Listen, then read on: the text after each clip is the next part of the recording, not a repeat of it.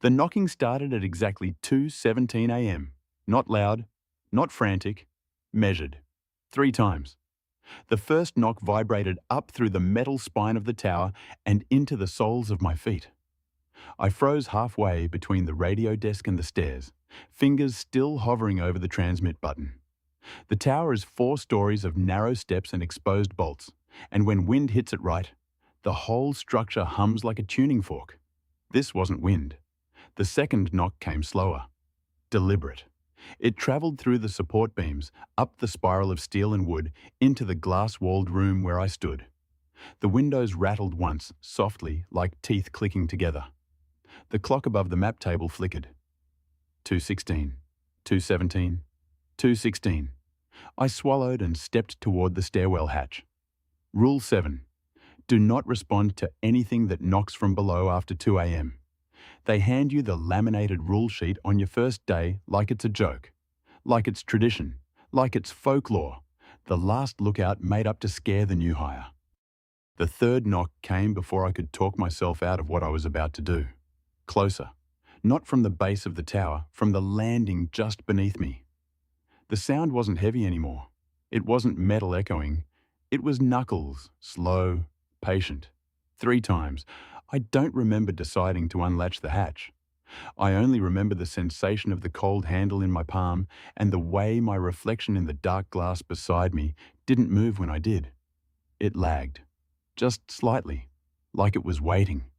The knocking stopped the second the hatch clicked open. Silence climbed the stairs instead. Thick, breathing. I leaned over the railing. Hello? My voice didn't fall down the stairwell the way it should have. It felt absorbed, swallowed before it reached the first landing. That's when I understood something important. The rule wasn't there to protect whoever was outside. It was there to protect me from answering. And I had already answered. 3 days earlier, when I first arrived at the tower, I thought the rules were just a formality. I was wrong. When I first saw the tower, it looked smaller than I expected. Not fragile, just solitary. It stood above the tree line like something that had been placed there carefully and then forgotten. 4 stories of weathered wood and cross-braced steel rising out of granite and pine. The forest spread in every direction, a dark ocean of green during the day, an unlit abyss at night. The access road ended half a mile below. After that, it was a foot trail. My boots scraped over gravel and roots as I carried my pack up the incline, the tower growing taller with every step. The air smelled like sap and sun-warmed bark. By the time I reached the base, the wind had picked up. It moved through the structure in thin, whistling threads, slipping between boards, brushing the metal railings, humming low through the support beams. That hum would become familiar. The stairs spiraled around the interior frame, narrow, open-backed steps you could see straight through to the ground. Every footfall echoed upward. Even my breathing seemed louder inside the frame. Halfway up, I paused and looked down. The forest canopy swallowed everything below. It felt like standing over an open mouth. The top room was smaller than I imagined. Glass panels on all 4 sides. A wraparound catwalk outside. A desk bolted to the floor.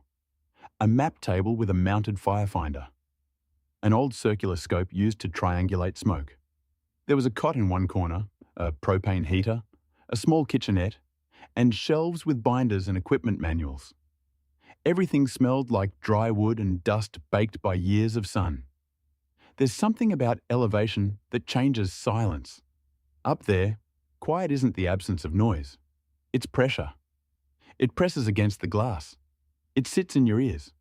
On my first afternoon, I did what they told me to do during orientation. Inventory supplies, test the radio, log the weather, read the rules. The rule sheet was laminated and thumb-worn, taped beside the radio. The edges were curling slightly from heat exposure. There were 10 rules total. Most were practical. Log all smoke sightings immediately. Check in on the hour during fire season. Keep stairwell hatch secured at night. Do not leave the tower unattended after sunset. Routine stuff. Then there were the others. Rule 6. If the radio repeats your own voice after sign-off, do not respond. Rule 7. Do not respond to anything that knocks from below after 2 a.m. So, Rule 9. If you notice a reflection that does not match your movement, cover the glass and wait until sunrise. They weren't formatted differently. No bold letters, no warnings, just listed like the rest.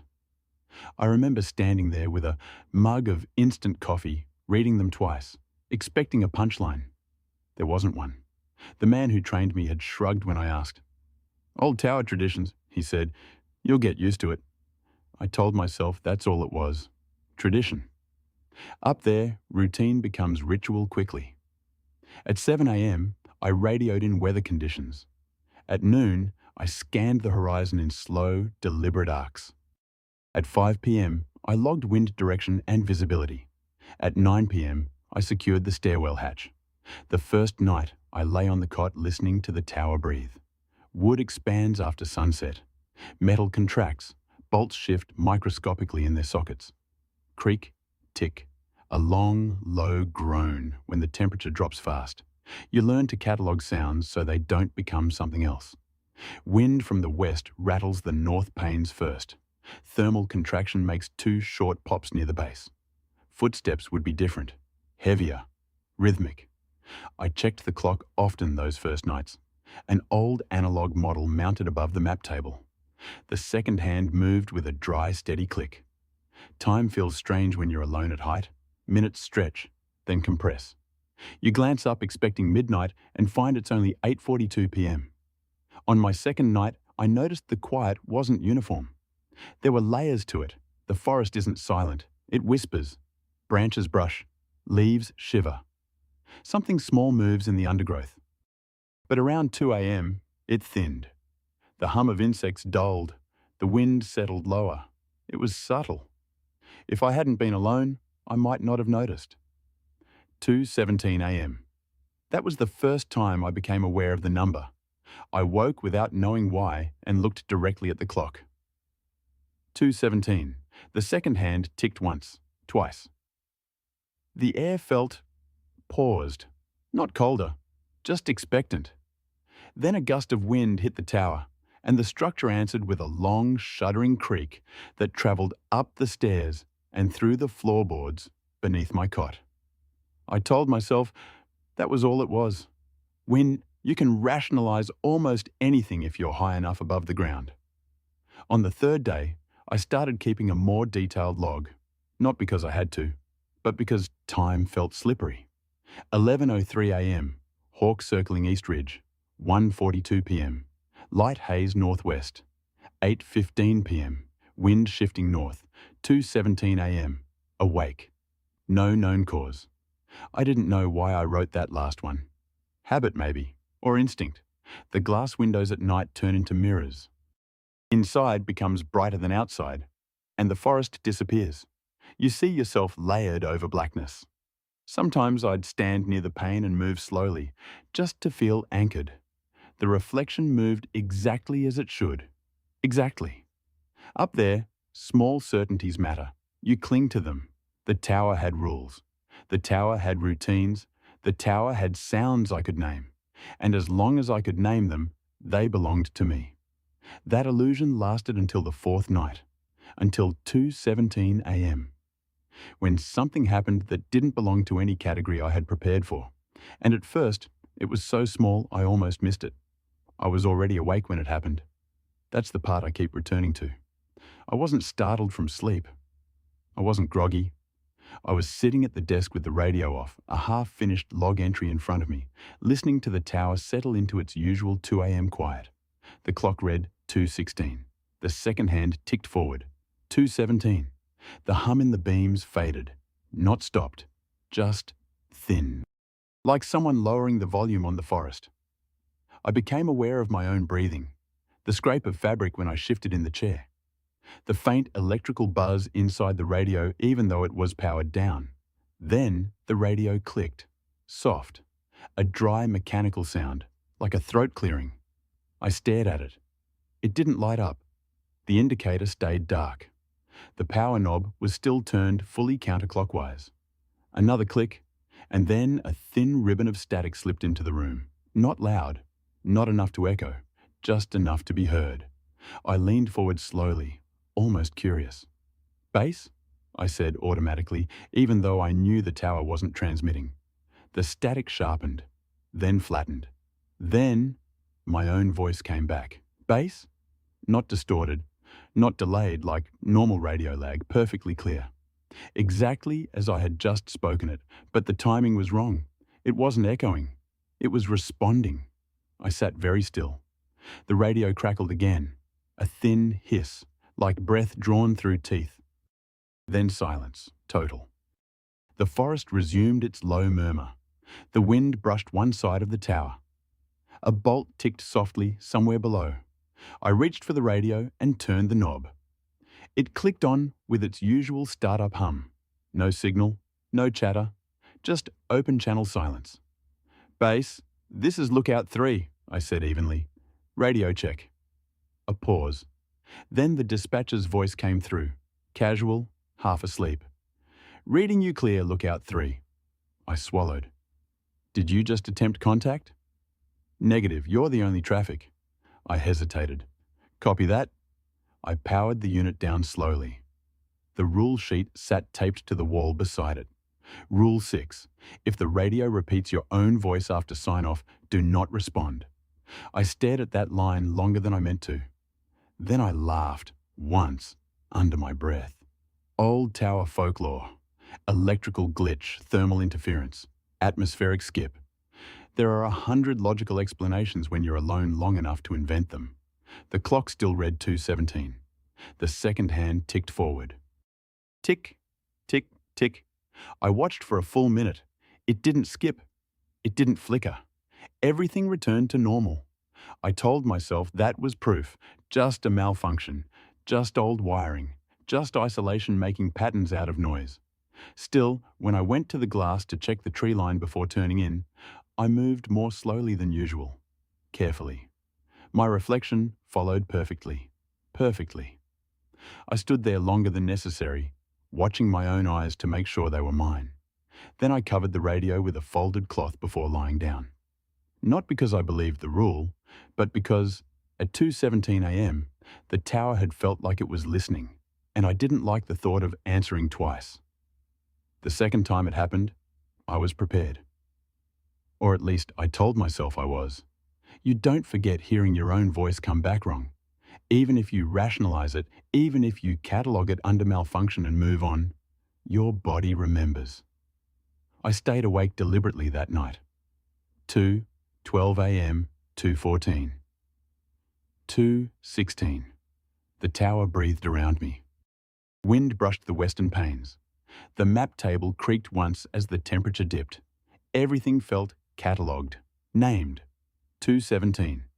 The second hand hesitated, just slightly. Not enough to stop, enough to notice. The radio didn't click this time. The knocking came instead. Distant, 3 knocks, low, hollow, carried up through the metal supports from far below. I froze, not fear, recognition. The sound echoed faintly through the stairwell shaft, a soft percussion against steel and wood. 3. Then nothing. I waited, counted to 60. Nothing else followed. Probably an animal, a fallen branch striking the base supports. Thermal shift in the lower joints. There are always explanations if you stay disciplined. I stood slowly and walked to the stairwell hatch. It was sealed. The metal latch lay flat against the wood. I knelt and pressed my ear lightly to the door. Cold. Still. No breathing. No shifting weight. Just the quiet funnel of the tower dropping into darkness. I stayed there for a full minute before rising. The clock read 2:18. I don't remember seeing it turn. The next morning, I logged it clinically. 2:17 a.m. 3 impacts on lower structure. Source undetermined. Writing it down made it smaller, manageable. The third occurrence was different. It waited 2 nights. By then, I had convinced myself I was mapping a pattern. Environmental stress responding to temperature cycles. Metal expands and contracts predictably. The structure could create rhythmic stress sounds under the right conditions. You can turn fear into math if you try hard enough. On the third night, I didn't check the clock. I felt it. There's a moment right before something happens when the air tightens. Not colder, thinner. The forest hush returned. Gradual, intentional. I was standing by the north-facing window when the first knock came. Not from the base, from halfway up the stairs, 3 levels below me. Clearer this time. Not hollow metal resonance, solid contact, wood against wood. I turned slowly toward the stairwell. Silence. Then a second set. 3 knocks again. Closer. 1 level below. Not loud. Measured. Like someone pacing themselves. My heart thudded once, hard, then steadied. I walked to the glass beside the stairs, careful not to let my steps echo too quickly. The interior of the tower reflected faintly in the darkened pane. My outline. The map table behind me. The open stairwell mouth. I moved my hand. My reflection followed, half a second late. I stopped breathing. The lag was subtle, so subtle I might have doubted it if I hadn't been staring directly at my own fingers. I raised my hand again, slowly. This time it matched. Perfectly. I swallowed and stepped back. The third set of knocks came from directly beneath the hatch. 3, measured, close enough that the wood under my boots vibrated. Not violent, not demanding, waiting. I stared at the latch. Rule 7. Do not respond to anything that knocks from below after 2 a.m. The hatch remained closed. The knocks did not repeat. The clock read 2:17. Still, 2:17. The second hand ticked once, twice, then resumed normal rhythm. By morning, I almost convinced myself it hadn't happened. Almost. Until I noticed something small in the logbook, an entry written beneath mine from the previous night, 2:17 a.m. Movement confirmed inside structure. The handwriting was mine, but I hadn't written that. I stared at the handwriting for a long time, not because it was unfamiliar, because it wasn't. It matched mine exactly. Same narrow slant, same uneven pressure on the downstrokes. Even the way I crossed my sevens with a short, horizontal slash. 2:17 a.m. Movement confirmed inside structure. The ink wasn't smeared. It hadn't bled through the page. It looked as settled as any other entry from previous days. I flipped back. Every earlier log was intact. Weather reports, bird sightings, wind shifts, routine notes. Nothing strange. I flipped forward. Blank pages. I checked the pen clipped to the inside cover. Same pen I'd been using. The tip was slightly worn down on one side, the way mine always became after a few days. I capped it carefully and set it down. There are only 2 explanations when you find your own handwriting where you don't remember writing. Either you forgot, or you weren't the one holding the pen. Isolation does things to memory. That's documented. Sensory monotony compresses perception. Time loops in subtle ways. You perform tasks automatically. Maybe I had written it in a half-sleep state. Maybe I had heard something, logged it, and forgotten. That would be normal. That would be survivable. I checked the rule sheet. It hadn't changed. 10 rules, same order, same curling edges, Rule 6, Rule 7, Rule 9. If you notice a reflection that does not match your movement, cover the glass and wait until sunrise. I walked to the north pane slowly. Daylight washed over the forest in clean gold bands. The glass reflected nothing now except a faint transparency of myself layered over trees. I moved my hand. Perfect. I leaned closer. My expression leaned closer. I told myself I had imagined the lag. I told myself exhaustion exaggerates perception. I told myself many things that morning. Routine helped. 7 a.m. Radio check. There were 11 rules. Rule 11 sat at the bottom of the page. The laminate edge hadn't been cut differently. The font matched the rest. Rule 11. If you hear him breathing behind you, do not turn around. My throat tightened. I hadn't heard breathing. I was certain of that. Slowly, very slowly, I became aware of something new. A rhythm that did not belong to the tower, not wind, not settling wood, not metal contraction. A soft inhale. Then exhale. Behind me. close enough that the air brushed the back of my neck. I didn't turn around, not because I believed the rule, because I was no longer certain which version of the rule sheet was older, the one with 10 rules, or the one with 11. And somewhere beneath that confusion, beneath the tightening air and the suspended second hand, a quieter thought surfaced. Had I broken the rule already? Or had the rule changed because I was going to? The breathing stopped the second my hand touched the latch. Not faded. Stopped. Like something waiting for permission. The clock read 2:17. The second hand trembled, but didn't move. 3 knocks came from the other side of the hatch. Not below, not from the stairs. From the wood, directly in front of me. Measured, patient. My reflection in the glass to my right was still facing the stairwell. I wasn't. It hadn't turned with me. It was watching the hatch. My chest tightened. Rule 7. Do not respond to anything that knocks from below after 2 a.m. This wasn't below.